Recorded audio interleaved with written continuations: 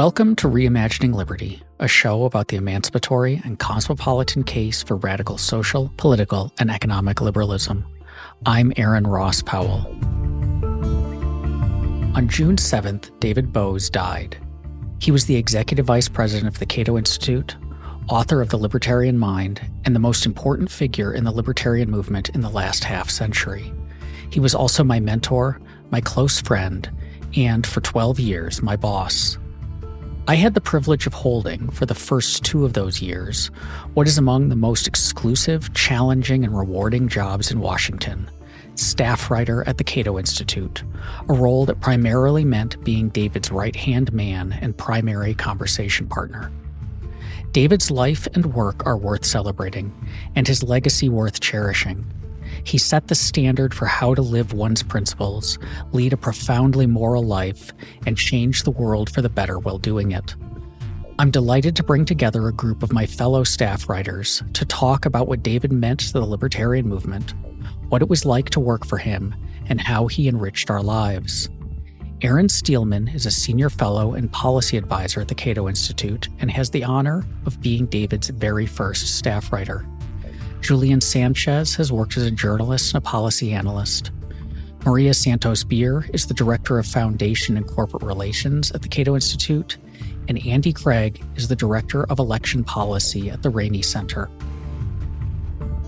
Reimagining Liberty is a listener-supported project.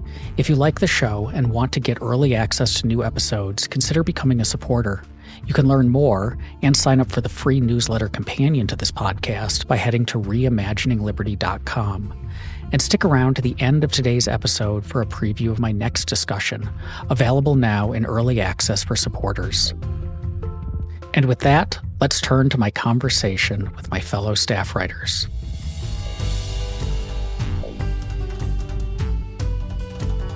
Aaron, can you start us off by telling listeners what David meant to both libertarianism as a philosophy of governance and the liberty movement in general? To take those questions in turn, I think David provided the intellectual foundation for what we think of as libertarianism through his books, through his speeches, through his many articles.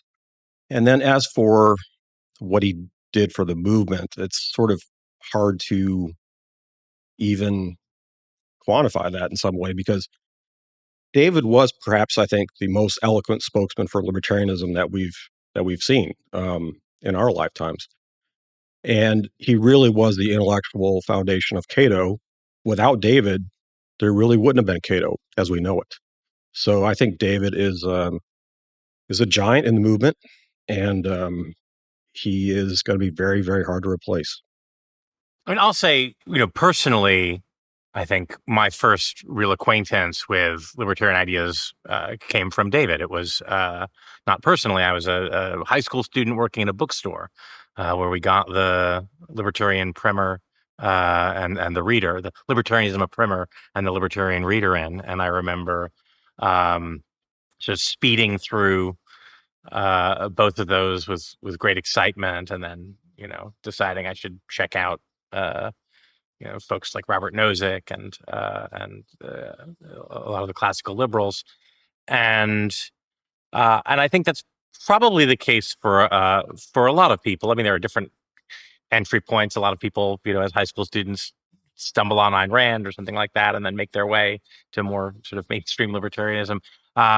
But I think, the combination of sort of intellectual seriousness and accessibility in David's work hit a real sort of magic sweet spot. There's a phrase Friedrich Hayek used to use for intellectuals that sounds sort of derogatory, but I think is not at all. He used to say intellectuals are secondhand dealers in ideas. That is, it's a class of people who take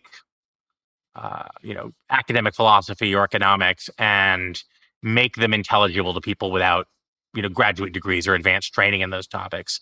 And I think that's actually an incredibly important role. I mean, none of us, really, much as we like to pretend otherwise when debates happen on social media, are people able to be expert in more than a very small handful of things. And so I think it's incredibly important to have someone like David who is able to take a lot of sort of complex philosophical and economic ideas, and without dumbing them down or reducing them to bumper sticker slogans or a cartoon, make them intelligible and compelling to a broader audience. And so I think I have to imagine a lot of people's sort of first encounter with libertarianism, or at least a version of it that sounded like something reasonable, something a smart and decent person might believe, came through either reading something David had written or seeing him on C-SPAN or seeing one of his speeches, and thinking, this does make some sense. And on that point, I think the biggest contribution of David intellectually was exactly that. It was as the great synthesizer. He was not an economist. He was not a historian. He wasn't a philosopher per se, but he had a breadth of expertise on all of these things such that he could take them and compile them into a coherent whole and a compelling vision and narrative. The first thing I remember reading, and I told David it was my favorite, was The Libertarian Reader. And he kind of deadpan commented, well, that's the one full of stuff I didn't write. But it's true. It's because Libertarian Reader has this compendium of historical documents from ancient China and ancient philosophers all the way through the modern era, walking through this grand historical narrative of the progress of liberal values and how that led to modern libertarianism. And that, I think, is an important part of giving people something that you can feel part of.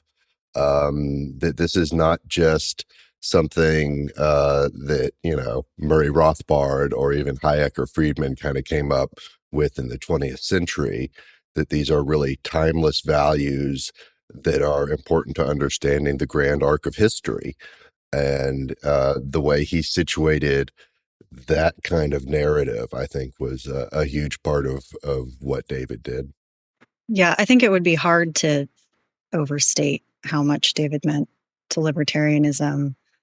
He was totally unique and singular in his ability to talk about the ideas, as everybody has already said, the way that he could make libertarian ideas sound simple and obvious and a part of a bigger historical tradition that people are already familiar with, talking about its roots in the Bible, in Greek philosophy, in English history. But beyond that, he, of course, also had a huge role in professionalizing the libertarian movement. I think David understood that ideas matter, of course, most of all, but the way that people perceive those ideas, the aesthetics of it, matter a lot. So he cared a lot about making sure that people's ideas were sophisticated, that they were professional, that they were well edited, and just that so many people went through David and were mentored by him across the world that have that legacy.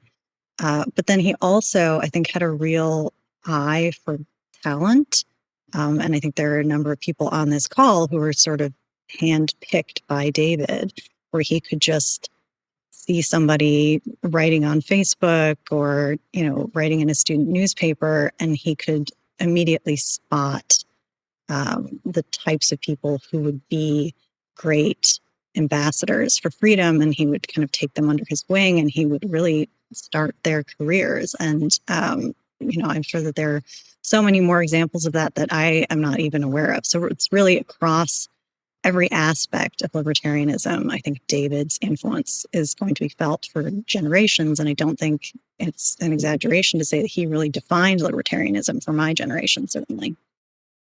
I think one thing that stands out about David and a profound role that he played outside of the content of the arguments that he made, or the talent that he cultivated, or the organization that he built is David was a profoundly moral man, a profoundly principled man. He was someone who had a set of values, and they were good and admirable values that he cared deeply about, and he lived them. Just, I mean, to his core, lived his values and expected others to do the same, to be true to the principles that motivated them. And I think what that accomplished for libertarianism specifically was they were liberal values.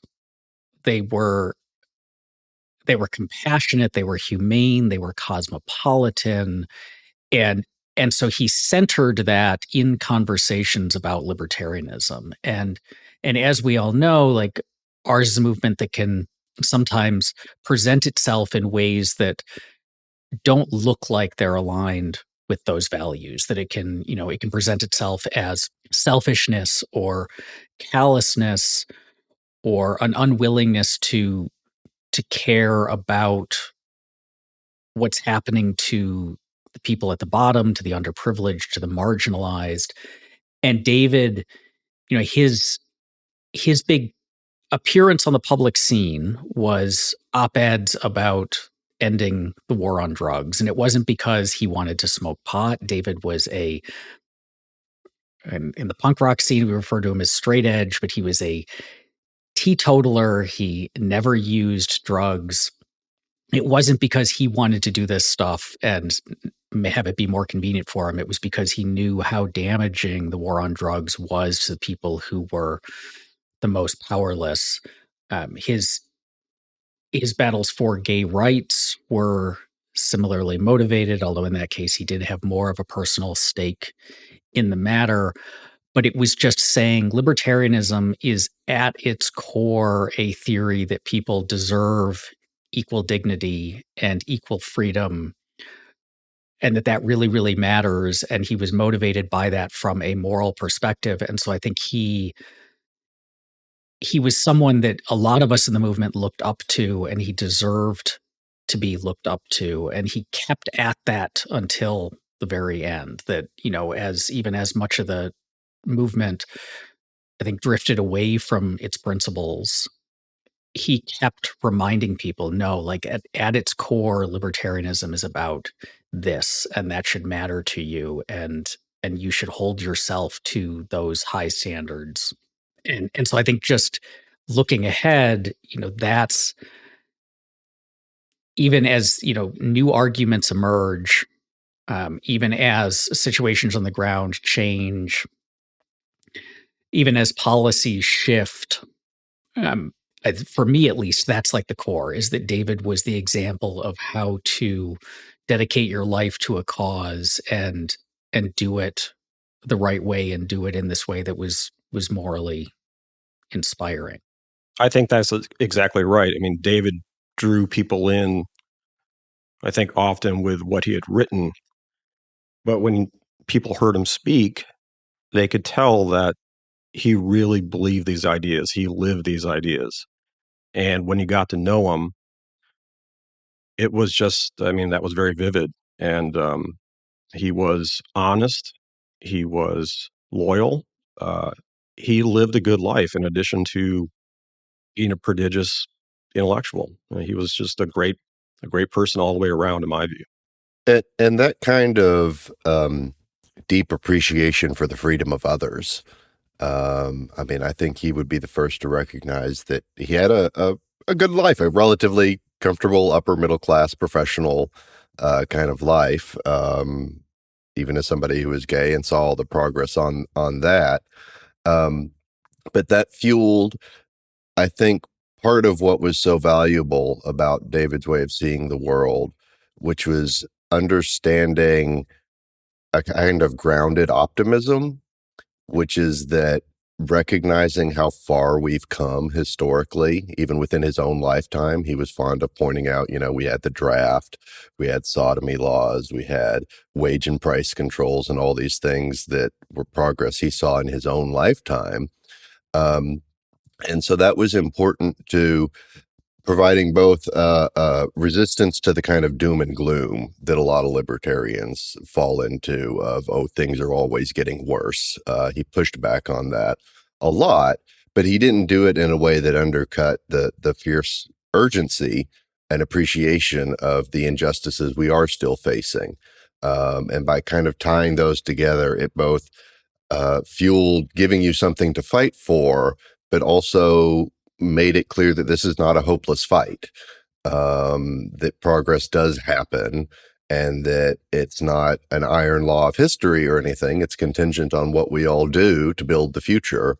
But I think that was a really important part of David's, not just kind of the ideological substance of libertarianism, but kind of the broader attitude towards the world and our place in history that I think was very important.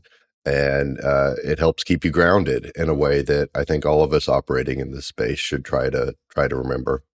I've always loved his quote about, libertarianism is the heart and soul of the modern world. And I think that, that is part of what both of you are talking about, that he didn't like this tendency of libertarians and conservatives to always be looking backward and kind of, oh, things were better in the past, and how do we get back to the good old days? He really wanted people to think of libertarianism as a modern idea, as something that underpinned all of the, incredible advances of a cosmopolitan, tolerant, modern, successful world. And so I think that is, one of his great legacies that we have to carry on. All of us knew David as this towering figure within our movement, as we've been discussing. But I mean, the reason that I assembled this particular group to discuss him is because all of us worked for him as staff writer, which was effectively David's right-hand man and his primary conversation partner during the working day, and at least in my case, his primary source of computer help when his printer or his laptop were doing things he didn't like. I was the one who had to figure it out. But I want to talk about David as a colleague and boss. What was it like working for David? Working with David was amazing. He was terrifying at first. He has, of course, this reputation, especially in the Cato building, I think, where people were scared of him because David somehow knew everything all the time. I don't know if he actually slept, because somehow he was always up on anything, not even just, things that were published by Cato, but anything anyone remotely associated with Cato had done. He had already read it. He already knew it. And if he was displeased, then you would get called to his office. And so everyone was very, scared of David. But as a staff writer, I think you got to see a very different side of him. And you realized that, yes, he was exacting, he had high standards, and he would let you know when something was not up to those standards. But it never came from a malicious place, or, he wasn't the type of person who was criticizing something because he felt like he had to, be right all the time, or, that he, got enjoyment out of putting people down. He was actually extremely kind and generous with his time. And he would genuinely ask you your opinion about things, and he would take it seriously, even if you were a 20-something staff writer who really had no idea what you were talking about. He was really a very humble person. And he would go out of his way, I think, to find things for you to do as a staff writer to try to give you new opportunities and allow you to kind of stretch your intellectual muscles. Because again, I think he really had a personal mission of finding young people who could continue his life's work. And he did that across many generations, which is really pretty incredible. He was also very funny. I think that's an underrated David quality. He always had a wry comment, and just incredibly well-read, incredibly knowledgeable about the most obscure things. I feel like sometimes I would come to him with a random topic that I thought I would know a lot about, and he somehow would, just pull out these, random factoids. And you're like, how do you know that? He used to tell a story about someone who told him that they learned everything that they needed to know about running a think tank from sitting outside of his office. I'm not going to claim that I could run a think tank, but I do think I probably learned more by working with David for a couple of years than I did in all of my years of formal schooling, because not only do you absorb so much, policy and political philosophy and history of politics by just eavesdropping on him, but you also, I think, learn a lot about how to treat people. Again, that he was able to manage people with great authority. Everybody knew that at the end of the day, David was going to make sure that whatever Cato did was within the Cato brand and that it was accurate and that it was polished, but also great humility, because he truly cared about other people's opinions and he treated everybody with really great respect and dignity. Yeah, working with David as staff writer was absolutely an education. And he understood that the role was kind of a mentor position. And he understood that kind of the role of this was in part to encourage intellectual curiosity. For the talk of he could be kind of intimidating, and he could be at times. The thing that would annoy him the most would be if you just agreed with him. He would get very bored very quickly and suspicious if you were just being a yes man. He wanted to push you. He wanted you to disagree with him and to kind of press the boundaries and test the arguments, because he understood that this is how we come to better decisions, that it's very much a conversational process. And one of the things about, particularly working with him as staff writer, it's true he could spot a typo at 1,000 yards, as everyone has said about him. But, when you made a mistake, as I did, as I'm sure we all did at various points, he would let you know, but it was never an angry, he made his point and he moved on. And then he was happy. All right, let's discuss something else. It was, you never showed up the next day feeling he was still mad at you. And I think that was important to developing a kind of confidence for people who work for him, to understanding, all right, don't do that again. Do better next time, but we're moving on. And I think that was really part of kind of the magic of David as a people manager, and why he was able to do what he was in terms of building up Cato, in terms of building people up. And the other thing that came across his desk constantly, as much as we talk about his own writing, his own books and speeches, and those are important, is he was editing constantly. Book, not just staff writer output and Cato policy report.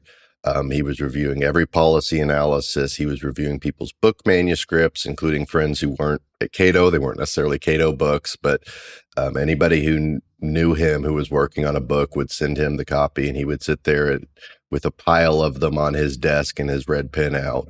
And he really understood kind of the whole range of how to edit somebody, both for style and kind of the more copy editing end of things, but also vocabulary, cadence, the structure of arguments. You know, this is an underdeveloped point. I think this is a weak argument. You should reconsider. And so because of that, I mean, you could fill a library with the things David edited, often uncredited, that came across vastly better, and he improved so many other people's output because of what he did in that capacity. Yeah. So Maria talked about how David was exacting, and I think that's correct. But Andy also talked about how he was forgiving, and that was certainly true too. And that came through when he was editing people's pieces. I mean, sometimes I'll see people who've edited things and they're quite harsh with their comments. And in some sense, they should be, because those arguments are rather weak. But with David, it wasn't like, okay, this is a really stupid argument. It was more like, this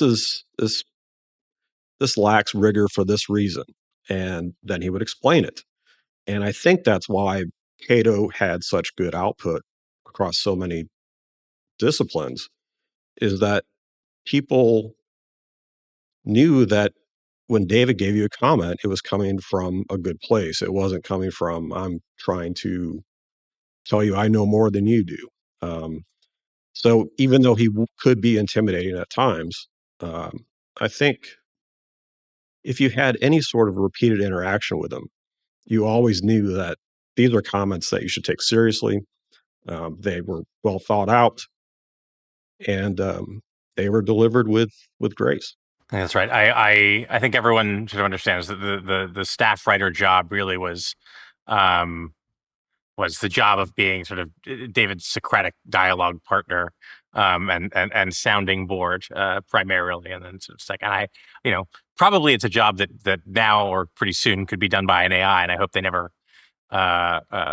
reduce it to that, because it's such a sort of fascinating experience, both having to read and all the studies we put out and watch all the events so you could write them up, and then also having the opportunity to discuss those things with someone so that bright. Although, I mean, I suppose there is sadly no David equivalent, but it's the kind of experience I hope is still around in the future. Yeah, it's funny. I never really remember being scared or intimidated of David. I mean, perhaps I should have been, but he was always so sort of witty and affable in his sort of reserved, dry way, that even when he was telling you had done something wrong, it was hard to ever take that amiss, I think. And I think, to the extent Cato or libertarians sort of punch above their weight relative to their numbers, we're not having a great sort of historical moment for, I think, libertarian ideas in politics right now, which one hopes is temporary. But certainly over the last few decades, I think libertarian ideas have been more influential in the discourse than you would predict based on the sort of raw number of libertarians in the general electorate. And I think a lot of that is down to David's sort of Socratic temperament and his instinct not to be satisfied with easy agreement. I had sort of saw this both as staff writer and then later when I was a senior fellow. His instinct was always sort of to kick the tires. He was principled, but not principled. I think principled sometimes is kind of a nice way of saying to say dumb. Right? It's very easy to be principled if you don't ever admit new data or consider nuance or counterexamples. And that is, obviously not the sense in which David was principled. He never was interested in just sort of saying the sort of maximally libertarian kind of party line thing. He was interested in making a rigorous argument to stand up to scrutiny. And, he would often take that role of pushing back and saying, is this, sure, this is what a libertarian would want to say, but, does this hold up if you kick the tires? And we're not going to make arguments that we don't think are going to stand up to that kind of steel brush. Even if it's what we would like to say. David made coming to work fun. I mean, it was, you always knew when you came into work that you were going to have an interesting conversation that day, at least one, sometimes multiple ones. And I don't think David was ever contrarian to be contrarian, but he did like to explore ideas in a way that sometimes you would start a conversation, you didn't know where it was going to end, but you knew it was going to end up someplace that was interesting. And those conversations were, I'll never have conversations like that again, I think. I mean, that's one of the things that I'm going to miss the most. I mean, almost every morning since in the last month, I have gotten up and I've read something and wanted to send it to David for comment, so we could talk about it later that day through email or text or on the phone. And realize now that I can't do that anymore. And that's it's a big loss because sometimes it would not be things about libertarianism that I would send him. It would be like University of Kentucky basketball or something. And it was just, he just made life fun. I mean, and those conversations were, uh, again, things I'll never forget. And it did provide an education well beyond what you would get at, quote, a normal job. Yeah, I was just going to add to what several of you were saying about how David, took very seriously the need to engage with counter arguments to libertarianism. I think a lot of people these days make a lot of noise about, people are too siloed in their media consumption or they don't engage with people that they disagree with. But very few people, I think, actually take that charge as seriously as David did. He was constantly reading, papers and articles by people from other perspectives. He would joke about listening to NPR in the morning and how he would get all riled up. And, Steve or someone would say, why do you listen to this every morning if it makes you so upset? And so, well, because, these people are out here trying to take our liberties and I need to know what they're up to. And the fact that he was so engaged with what everybody was saying across the ideological spectrum and took those arguments seriously, and was very thoughtful in how we should respond to them, I think is part of what made him such a powerful writer, such a powerful editor.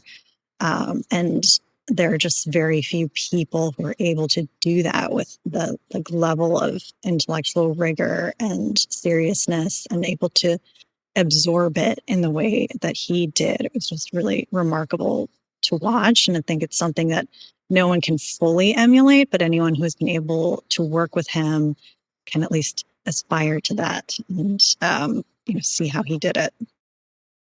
I think on that point, David was very good at what some other people have called the ideological Turing test, which is that you have to be able to understand and articulate and really see from their perspective your opponents, and that anything else is making yourself less effective. And so I think that's, for any of us who've done kind of policy work after working with David, and of course that's a lot of what Cato does.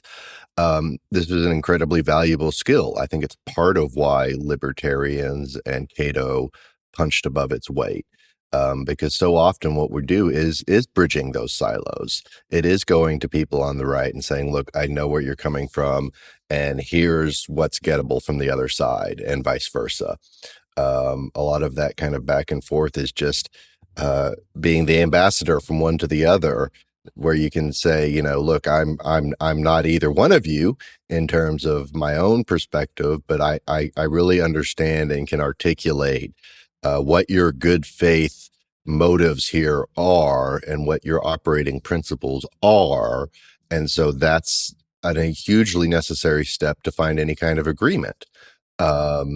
And so, when we live, if you work in DC, it is, to call it siloed gets said a lot, but it's really stark. You can't get people on the left and the right to even speak the same language. They have trouble understanding each other in a way that being able to come in not just as a bland centrist, which was never David's vision. He was the radical liberal, but being kind of a principled third outside of, because we're used to being the minority. We're used to not being very well understood. We're used to kind of being the outsider. And so bringing that perspective to the table and really being able to deeply understand the whole spectrum of viewpoints on an issue, I think was essential and was one of David's huge contributions. I want to pick up on the several of us have mentioned him as a mentor and a manager. And I want to emphasize that aspect of him because I think this is, again, there's his public facing persona and writings. And those are the things that, people outside of this little group and people who never had the opportunity to work with him will take forward. But one of the reasons that he was able to build Cato into what it became under his leadership, and he was never president of Cato. He was this executive vice president, but for much of the time that he was there, he effectively ran things. Certainly, he ran the policy side of things. He saw the role of his leadership as setting the standard and then finding the best talent. And you're right, I had no libertarian bona fides when he hired me. I had never worked on a campaign. I'd never written I think maybe I had an article in Liberty magazine, but I had never written extensively for any outlets. I hadn't done anything that was professional libertarian experience. I was just a kid who had had a mostly philosophy blog for a while and was in law school. But he spotted something, and I think he had that talent to spot talent. But then he saw the role as you find smart and principled people who know something about their topic and are entrepreneurial in their pursuit of it. Like they want to change the world in this area that they have particularly nerded out on. And they have ideas about how to do it. And his role is to support them in that. But then as we talked about how much, we'll call it constructive feedback he could give, was to make them better. He knew that all of us could do a better job than we were doing at any given time, that we could always grow and sort of cultivate that talent, but then let people pursue it. Let us, and I think for me, what that meant was that I was staff writer for a couple of years before David let me talk him into letting me found libertarianism.org. But I was still, the entire 12 years that I was at Cato, I had different bosses, but David was always my boss through all of that and always my mentor through all of that. And I think it was just this profoundly intellectually formative experience. And, because I came in as a David Boaz libertarian, reading his Libertarianism, a primer, which now has been, it's republished as The Libertarian Mind, was the first book that was explicitly on libertarianism that I ever read, and I agreed with it. And David and I, even, to the end of his life, our values remained very similar. Our goals for what the ideal state and the ideal society looked like remained very similar. The arguments that I used to get there shifted away from the kinds of arguments he used to get there. And a lot of that was benefited by bouncing ideas off of him, by sitting in his office and tossing arguments that you could tell nobody was better able to look skeptical than David. and you could tell he was skeptical, but he would push back. He would help me refine my arguments. He'd expose the weaknesses. He'd offer suggestions. And it was always done from a place of genuinely caring about helping, even if he didn't think that like ultimately I was on the right track. He was like, if you're going to be on this track, let's be the best at it that we can be. And so helping me build that out. And he did that for so many of us. And so I think that it feels like his legacy, and maybe we turn to that in these final minutes of,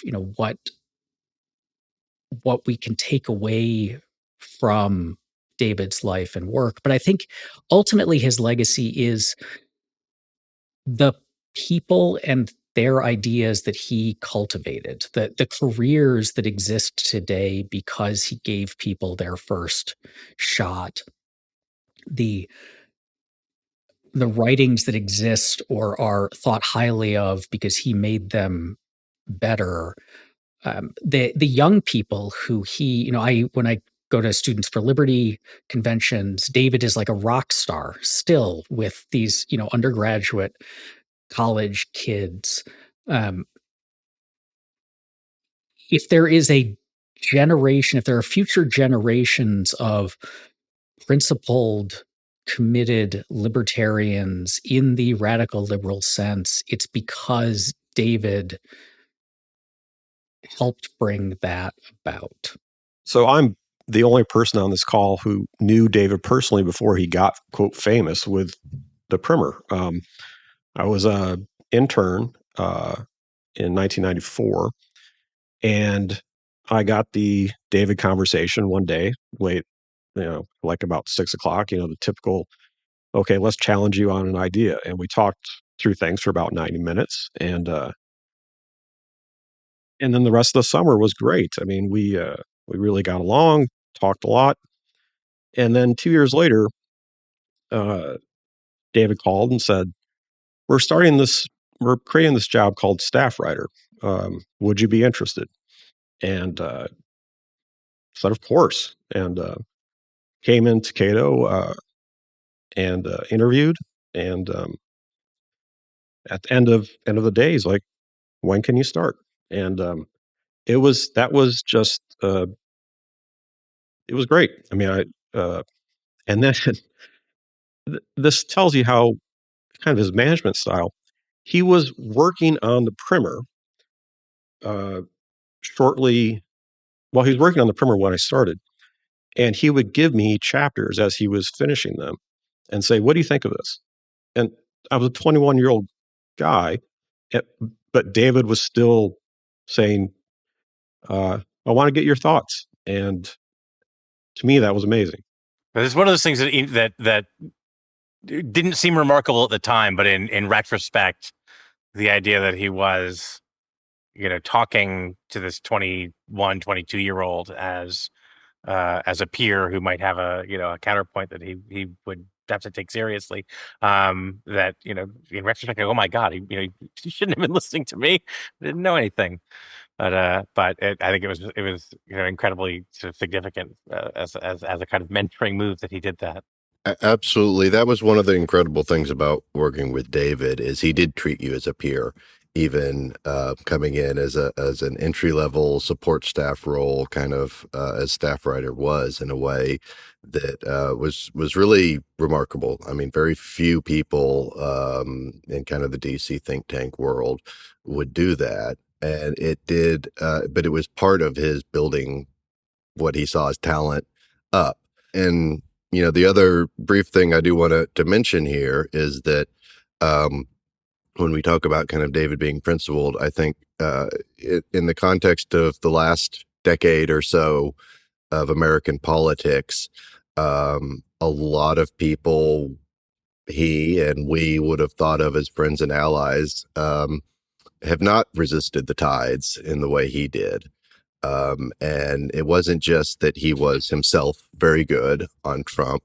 He understood why a populist demagogue is incompatible with the libertarian vision and is not a path to smaller government or anything like that.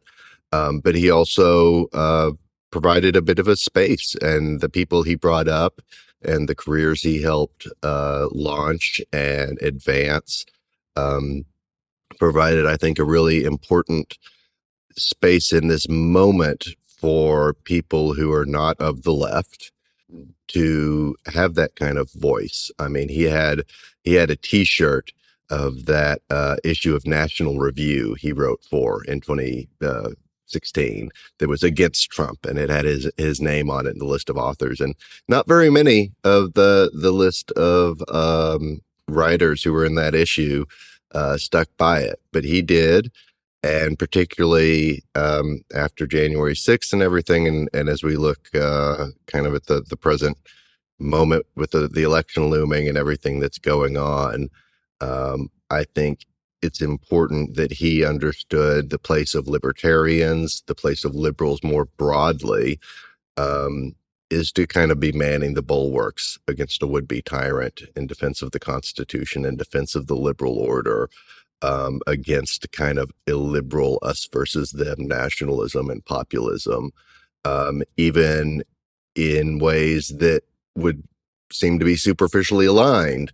That getting tax cuts and regulatory reform, as important as those things are, and he very much believed in them, that there are higher principles at stake.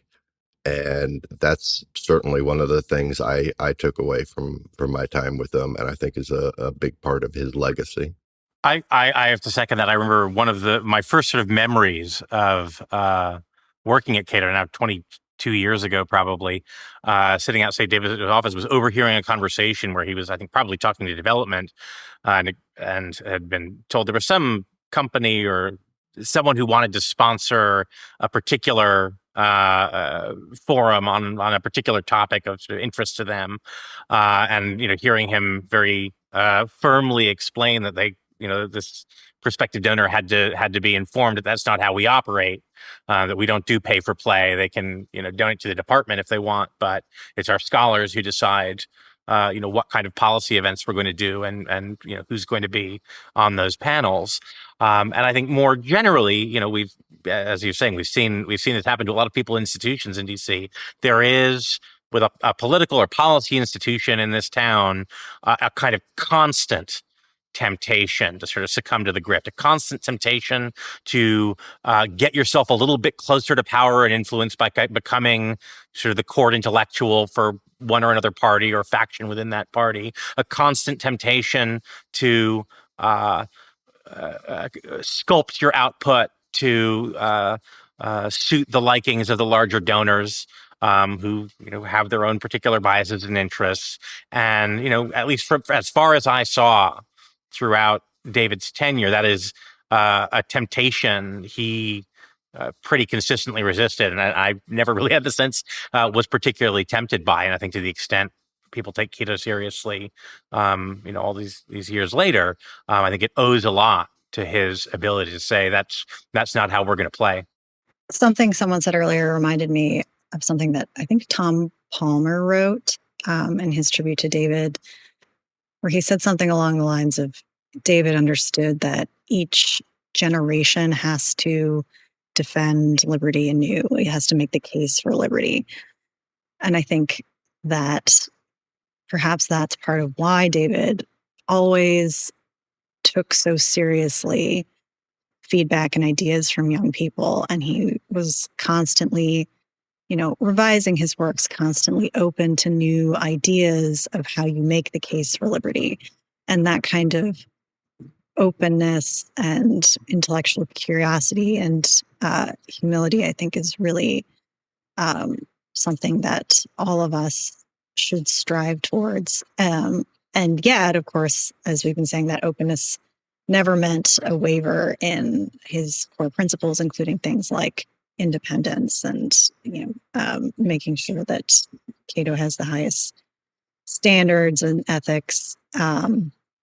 Aaron, you also made a comment about David was always your boss, even when maybe technically you didn't report up to him.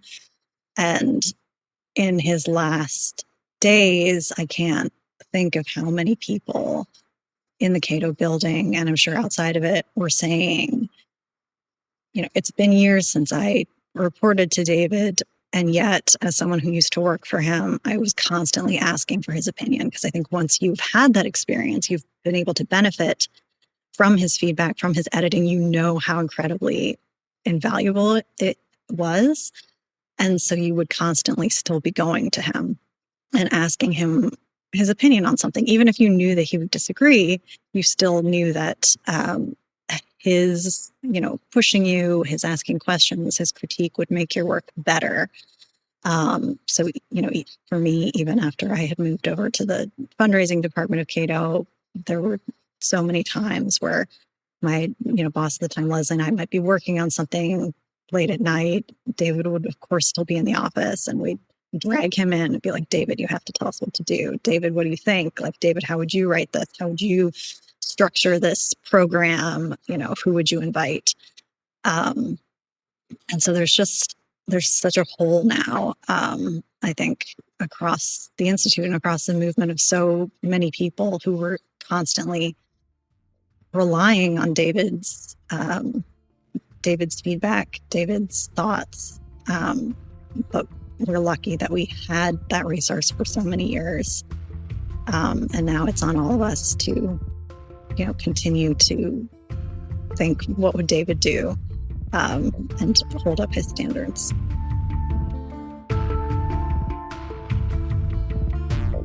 Thank you for joining us today. Now, here's a preview of the next episode of Reimagining Liberty, currently in early access for supporters. One of the things that you have to keep in mind when you're talking about liberalism is it's not just liberty, but it's not just equality either. And I think that if you focus only on equality, you won't get to emancipation, because it needs to be balanced. It needs that discipline, that tension with liberty. Part of the work of being liberal is toleration. Part of the work of being liberal is accepting that your influence does not extend into the life of another person. Not everyone is a liberal, but I like to hope that we can bring more people into our coalition. There aren't that many people who are really, truly committed illiberals. I think there are a lot more than I thought there were 10 years ago, but the overwhelming majority of people are potentially fine liberal citizens, right? You can work them up and get them to hold up a sign that says mass deportations now, but that wasn't what was getting them out of bed in the morning. If you'd like to listen to that conversation right now, you can by becoming a Reimagining Liberty supporter. Head to reimaginingliberty.com and click on Early Access to learn more.